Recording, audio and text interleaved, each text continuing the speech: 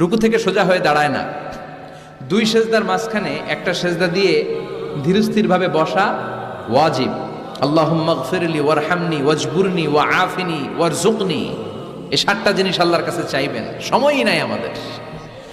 সেজদা থেকে কোন রকম মাথা তুইলেই মুরগির মতো আরেক ঠোকর মারে, ডাকাত।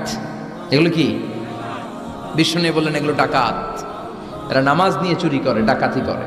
এজন্য নামাজের মধ্যে ধীরস্থির ভাবে সালাত আদায় করতে হবে, তাড়াহুড়ো করা চলবে না। বিশ্বনবী মেরাজে গেছে কয়বার?